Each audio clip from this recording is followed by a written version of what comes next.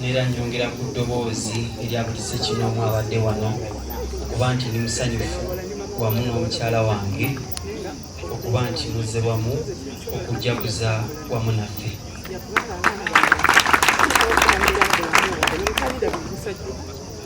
Sikitwala nti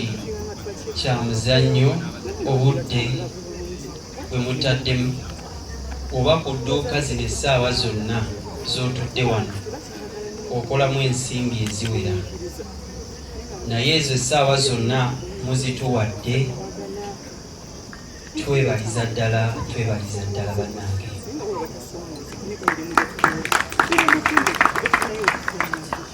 Okuva ku lugendo luno we lwatandika, kukyala kwanjula paka ku lunaku lwaleero mubunkubako eriisa erisembayo ku luguudo lw'Essingo nga kati nkutte kubayita ababiri.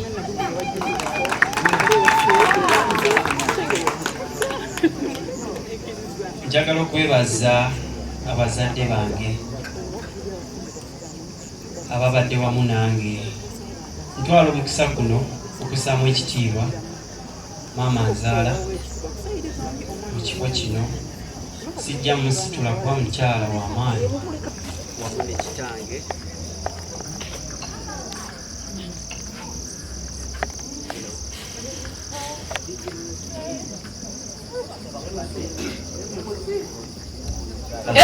Bannange omulimu tegugenda kunnema leero.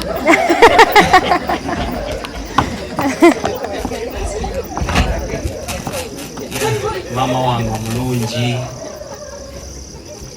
mu bingi, tuyise mu bingi. Baganda bange abalungi, tuyise mu bingi, tutuuse ku bingi. Ekitiibwa n'ettendo nkiddiza Katonda. Taata wange ayimiridde wamu nange, baganda bange ku kyaki bassaamu ekitiibwa. Mwami Jebbi ne Mami Halera, njagala okwebaza Katonda olw'obulamu bwammwe okuba nga buli mu bulamu bwaffe, nti sikitwala nga kya mugaso kya muzannyo okuba nti nasisinkana abantu nga mmwe mulamu bwaffe wamu ne mukyala wange. Wengenda nnyo ebuziba, amaziga gange go gali awo ku kagiraasi awo, kwatako bukwasi nga neeyira, naye ni musajja bigambo bitono, naye ni musanyufu ddala. Mukama akibambalire. Sirina bigambo biyinza kujjayo kunnyonnyola kwonna,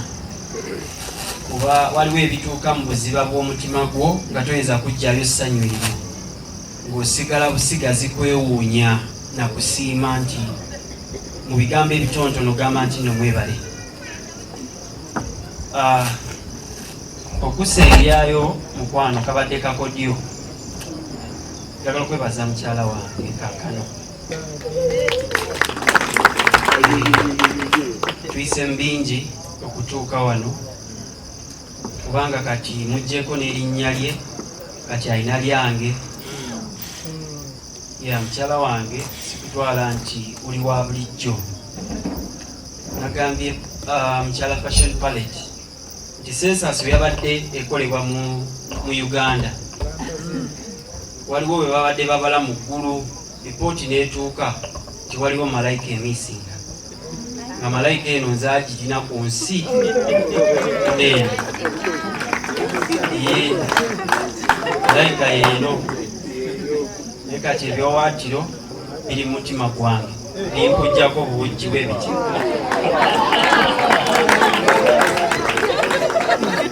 So nze wange sikyasasula yaka, akanyiriro kokka kaaka.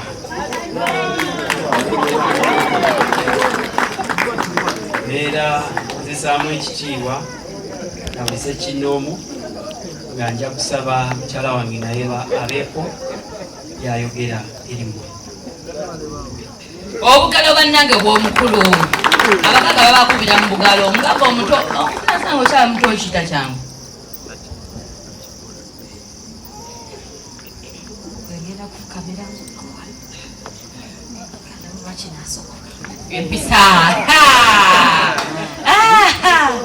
empisa muzirabye bannange omwana bamukuza ono atajja kufumba ono mulaki amanyi ofukamira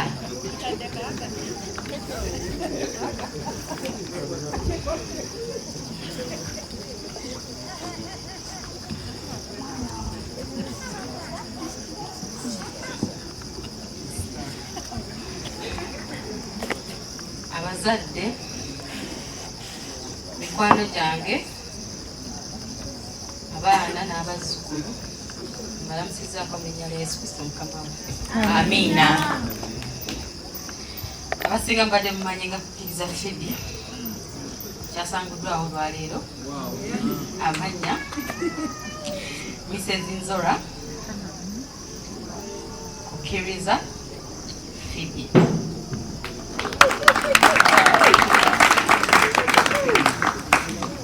okusookera ddala katwale omukisa gunene okwebaza Katonda olw'okundeeta ku nsi mwebaza nnyo ankoledde binene bingi ebyogerekeka ne mu mayindi yange tebijjaamu nti binene nnyo neebaza Mukama olw'abazadde bange beyampa ne famire yange kwekuli omukyala n'omwami Kamiza Ssaalongo Enateta saako ekika kyaffe kyonna jabatwala omukisa guno okwebaza maama ne taata okunkuza ompisa oba oli awo nze bwe ndowooza nti nakugundulayo butini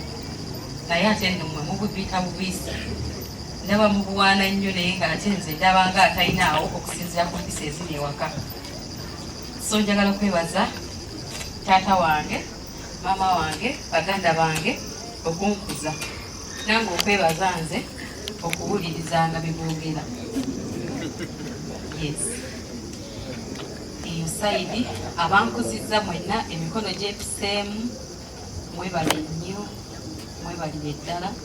kunjagala siina byenyiza bagamba ngeringa omanya olugendo oli muto n'okula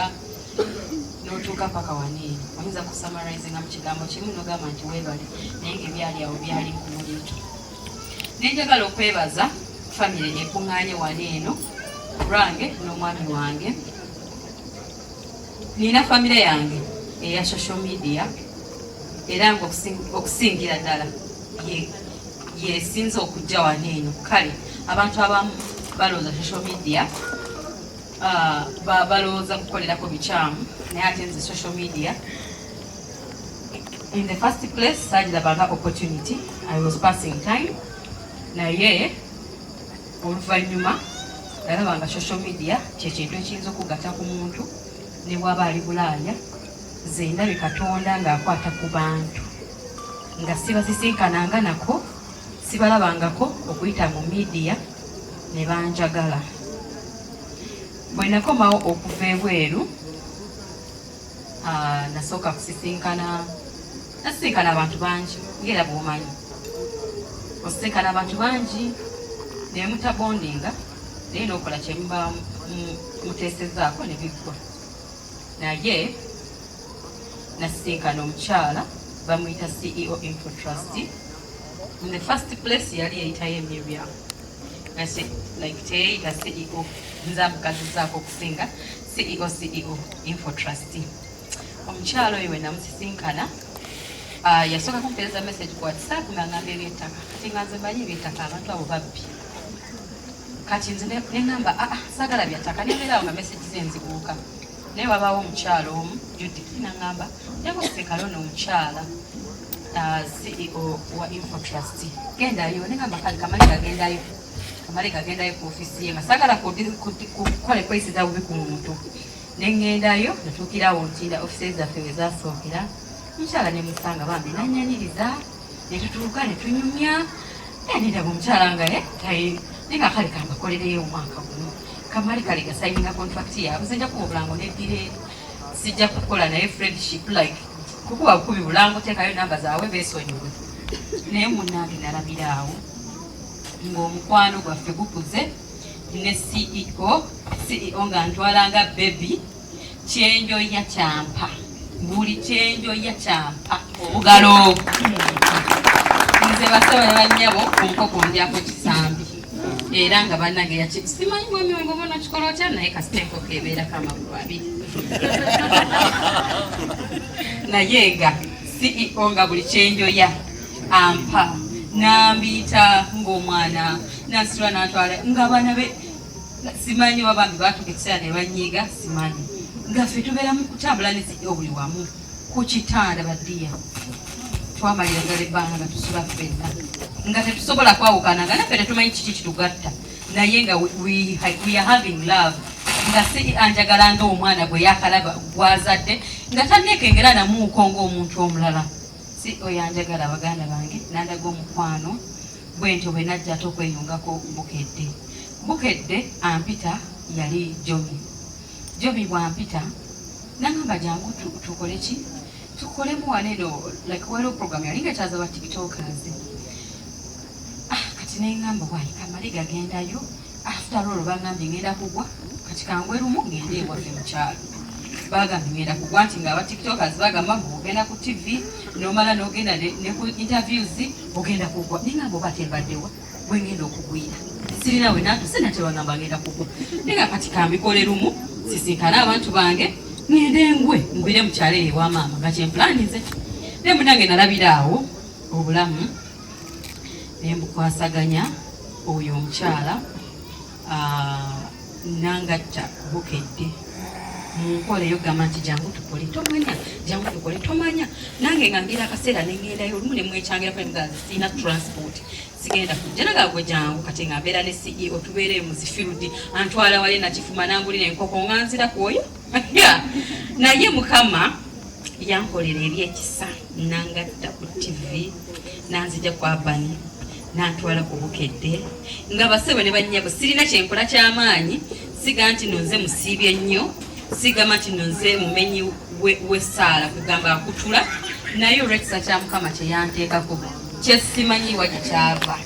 simanyi kiki kindiko naye kyomanya nti buli lwonsisinkana wabaawo enkyukakyuka saagala kwewaana nnyo naye mukama abantu bangasseeko be bangi yangattako omukyalo omulala Lady Julie netubeera awo Lady Julie oba business yali ebadde etyanga ayagala gizeeno mu Kampala n'abulamu awo nemuvaako nenga twogera ku WhatsApp n'abula nenfuna Genesis yeyava oyo omukyala eyanyambaza Gomasi bannange nze brand ambassador we amagomasi ago okutulabika nga tutuusaawo bwetuli okulabika nga ezo Gomasi bazijje Dubai zintuuleko omukyalo oyo Genesis yanjagala ng'omwana n'okutuuka paka kati munange mbandyawo nga Lady Julie takomyewo kagamba mune jangu tukole mukola jangu tukole nze nkuuka nnyo munange omukwano munange Lady Julie yanjagadde akaviri kano kemulaba katokomoka kemwalaba kukwanjula kemulabye buli wamu Lady Julie ate nga asituka najja obakedde mmeka buli omu kaabe Genesis nga yesitula mu biti nze sirina yadde n'akatiibwa n'akabi naye abantu abo basituse ate ku mbaga yange nalaba abantu nalaba mugamba mu Katonda tatambula bannanga atambula ku mukolo gwange kasita omwami wange yagamba nti nkutaddeko akaweta buli kimu kyatambuza bigere buli kimu kitugondedde lwaki tokubira mukama engalo ez'amaanyi lwaki oli mukodo ffe tetulina stress bino musimanya mwe stress nze wate gundi events planner ffe ba events planner b'omukolo gwaffe kusibwe kiri hani I love that abatalina yadde ennaku neeki nga ne leero twasuze wano nga tulaba ekigenda mu maaso bino bye bibeera eri ate stress zikutta bakuwujjemuko ate tomanyi oba omutimbi anaatuuka kasita byaffe twabikwasa Katonda buli kimu nekitereera nalindi awo omukyala nyira events nga tayingiddeewo nkugambye omukolo ebintu byaffe byonna birimu saponsa mulimu omukono omunene okuva mu ggulu nammwe okulabika nga mutuuse waneeno ekyo kyamagero nnyo nnyo nnyo era omukyala Nyura Events nsaba Mukama naye amuwa omukisa omunene nalindyawo omukyala Apple Faces ng'atuuse buli omu abadde ku mukolo gwaffe akoze n'omutima gumu ye ate nnyinza nti okwogera nendekayo Mr. Jebbi omukulu eyatokomodde omwami wange okutuuka ku kino bannange bannange Mr. Jebbi thank you so much nga sinakulaba nasooka kulaba Mr. Jebbi munnange netubeeraawo ng'atunga bukafura bangi siyinza kikola ekyo siyinza kwerabira mwami wange tubadde wamu tukoledde wamu omwami wange najja n'ansasula ewaffe mu bigambo ebingi ebigambo bye bibaddewo kyagala basongamu naye ebigambo bikoze ki bibaddewo naye nebaza Mukama abaleese nga bawitness okujja ku mukolo gwaffe banaye tubimaze bannange hani tumaze bateka kati kiki keeki yiyo wetugenda gisala naye nebaza Mukama atukoledde emikolo gyaffe gyonna mwebaza buli muntu akutte ku mukolo gwaffe n'atuyambako Mukama naye neyakwambaza naye yakikoze onekaanekanye era kyekola bangambye bannange musase wemba nina gwe neerabidde fashion palette omukyala ye yankoledde gawuni eyo gye mulaba ntokomose okuva ku makya paka lwaggulo n'engoye nga bwoziraba ne bamaitisi baffe omukyalo yakoze na mutima gumu ate natulaga nti nno abeerawo mpaka omukolo weguggwa ana emikwano gyange abalungi mwebale kujja okuva ku mukutu ogwa TikTok mwebale nnyo okuva ku kyaki mwebale nnyo kutwagala famire gye nnyingiddemu banaye mwebale nnyo kujja mwebale nnyo kujja ku mukolo gwaffe mwebale nnyo kutwagaliza siffe bannange temutugambako nti oba tulina kyetukola nedda naffe twesanze mulaavu okulabika nga tetwesanze ku mbaga tetulina pulaani yonna mazima tetulina mubi bwonna tetulina pulaani yonna wabula Katonda yatutadde kubanga bannange ffe twesisinkana bwesisinkani byaffe nga tetulina mu byambaga embaga yino etugwiridde bannange ebintu bisoboka bw'oba okkiriza ate wali Katonda tewali kirema amiina nva waggulu ngambagamba maama wange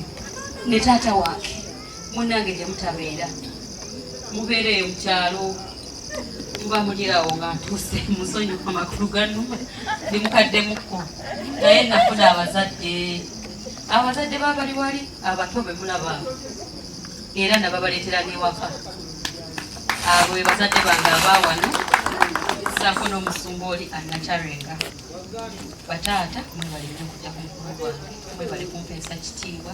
mwebale nnyo kunjagala nsonge mwani ndekaani DJ ani buli omu akoze mwebale nnyo nanca maama wendi nakati okyaliwo abatebi b'omugambo bagutema mbutwayawukanye naye ffe tukyaliwo sirina wenkuleka agoli wano kabande kujongo nakati oli babiri ddala bannange kankomaawo